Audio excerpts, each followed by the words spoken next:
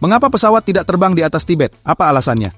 Ikuti video ini sampai habis karena saya yang akan menjelaskannya. Pesawat bisa terbang ribuan kilometer di seluruh dunia. Roket telah mendaratkan manusia di bulan, dan Elon Musk ingin mendaratkan manusia di Mars dalam beberapa tahun mendatang. Dunia telah menjadi begitu kecil oleh kita, sehingga mudah untuk mengabaikan beberapa bagian yang terlupakan. Misalnya pesawat terbang melintasi langit hampir di seluruh bumi setiap saat, tetapi jika Anda membuka peta lalu lintas udara global langsung sekarang, dan mengarahkan pandangan Anda ke Asia, Anda tidak akan melihat apapun di atas area besar benua ini. Tidak peduli kapan Anda melakukannya, selalu terlihat bahwa semua pesawat di dunia ini hanya menghindari area besar tersebut, dan berusaha mengelilinginya seolah-olah itu adalah zona terlarang untuk dilewati atau diterbangi, dan bukan seperti di tengah lautan. Ini adalah area besar dari daratan langsung di atas Asia, benua yang paling padat penduduknya di dunia. Jadi mengapa ini terjadi? Nah, ada banyak alasan, tetapi sebelum kita masuk ke dalamnya, Anda perlu tahu tentang beberapa sejarah penerbangan di wilayah ini.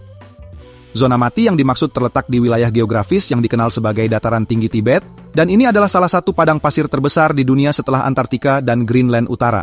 Dataran tinggi Tibet adalah tempat paling tidak ramah bagi manusia untuk tinggal di seluruh dunia, dan adalah tempat yang paling jarang penduduknya. Ini adalah area yang lebih dari 5 kali lebih besar dari Prancis. Tetapi hanya memiliki populasi sedikit lebih dari 14 juta orang di 7 negara yang melintasinya. Beberapa orang tinggal di sini karena rata-rata ketinggiannya lebih dari 4.500 meter, menjadikan dataran tinggi Tibet sebagai wilayah geografis tertinggi di dunia, dan mendapat julukan Atap Dunia. Julukan ini pantas karena Atap Dunia telah menjadi salah satu rintangan terbesar di dunia penerbangan selama beberapa dekade.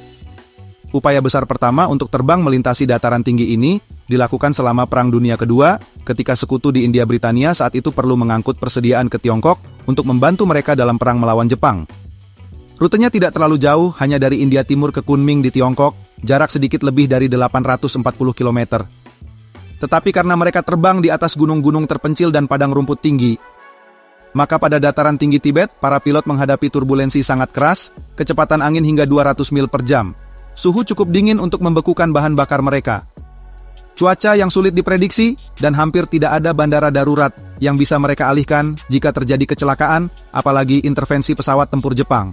Semua bahaya ini ditambahkan menjadi jalur penerbangan yang sangat berbahaya, yang selama periode 40 bulan menyebabkan 594 pesawat dan 1.659 orang hilang di gunung-gunung yang tidak pernah terlihat lagi. Kebanyakan dari kehilangan ini adalah hasil dari elemen berbahaya yang harus dihadapi para pilot saat terbang, bukan karena aksi musuh. Untuk referensi, jumlah korban jiwa untuk awak pesawat sekutu di sini bahkan lebih tinggi dari selama seluruh pertempuran Inggris melawan Jerman. Dalam beberapa bulan, hingga 50% dari semua pesawat sekutu yang terbang ke rute ini mengalami kecelakaan. Yang jelas tidak akan menambah tingkat kehilangan yang dapat diterima untuk penerbangan modern saat ini. Untungnya bagi maskapai modern, dataran tinggi Tibet telah secara bertahap dibuka sejak beberapa dekade setelah Perang Dunia Kedua. Bandara pertama di Tibet, Tiongkok dibangun pada tahun 1956, dan bandara modern di ibu kota Tibet, Lhasa, dibangun 1 dekade kemudian. Saat ini, ada 2 bandara internasional penting yang terletak di dataran tinggi Tibet di Lhasa dan Xining. Kedua bandara ini terutama menangani penerbangan domestik. Dan dari sisa Tiongkok, Lhasa memiliki penerbangan internasional tunggal ke Kathmandu, sementara Xining mempertahankan penerbangan ke Taipei, Tokyo, dan Kuala Lumpur. Jadi memang benar bahwa terkadang ada pesawat terbang di atas dataran tinggi Tibet pada zaman modern. Tetapi hampir setiap penerbangan internasional antara Asia Timur dan Barat akan menghindari terbang di atasnya. Hal ini termasuk dalam penerbangan itu, atau penerbangan ini hanya sebagai beberapa contoh.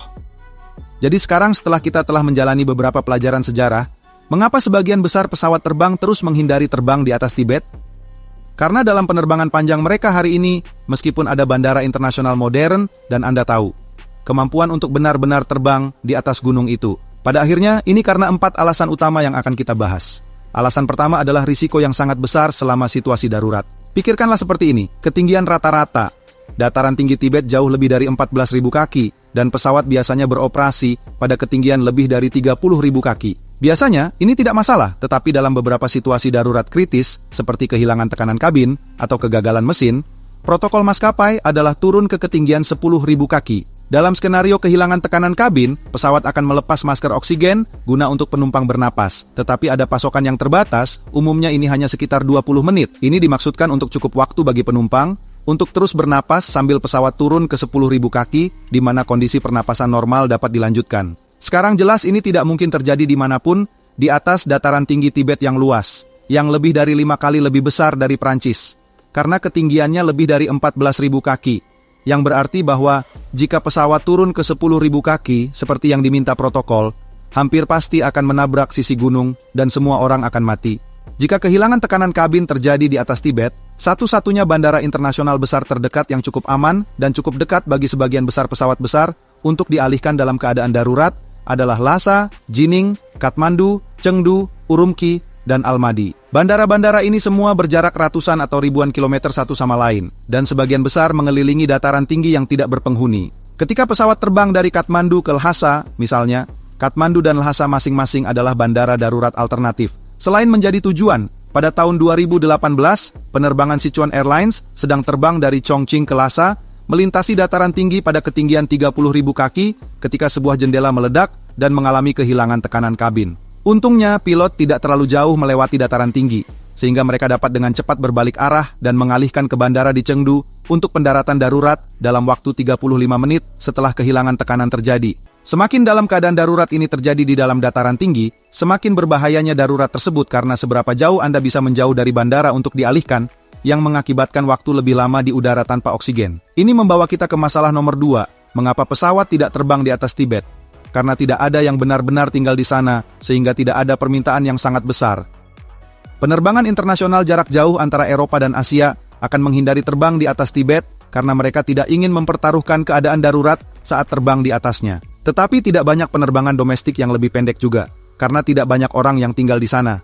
Wilayah otonom Tibet di Tiongkok hanya memiliki kurang lebih 3 juta orang yang tinggal di seluruh wilayah yang luas ini. Yang berarti, walau Tibet menempati hampir 13% dari total luas tanah Tiongkok, tapi hanya menyumbang 0,2% dari total populasi Tiongkok. 2 alasan berikutnya mengapa penerbangan jarak jauh menghindari terbang di atas Tibet adalah turbulensi buruk dan risiko pembekuan bahan bakar pesawat. Ketika angin kencang bergerak melintasi dataran tinggi dan pegunungan, maka angin sering mengambil pola berbentuk gelombang, dan ketika pesawat terbang melalui pola angin ini, turbulensinya bisa sangat bergelombang, yang dapat memperumit skenario darurat apapun. Dan akhirnya ada masalah bahan bakar pesawat membeku secara teoritis saat suhu turun di bawah minus 40 derajat Celcius. Meskipun kondisi sangat dingin, tapi itu jarang terjadi dimanapun pesawat terbang.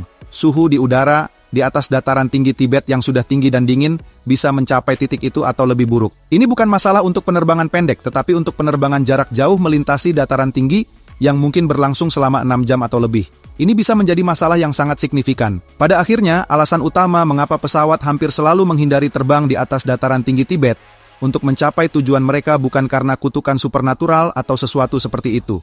Tetapi kenyataan sederhana bahwa jika mereka mengalami keadaan darurat saat terbang melintasi itu, mungkin menjadi tempat yang paling berbahaya dimanapun di atas benua yang dihuni untuk mengalaminya.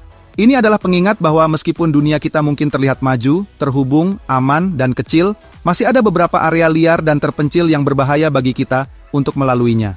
Jika Anda telah menonton sampai sejauh ini, maka Anda mungkin menyukai realita kehidupan ini. Silakan subscribe, like, share untuk mendukung channel ini, dan bila kalian ada pertanyaan mengenai penerbangan, silahkan tuliskan di komentar. Saya Captain Vincent yang akan memberikan info terlengkap mengenai aviasi.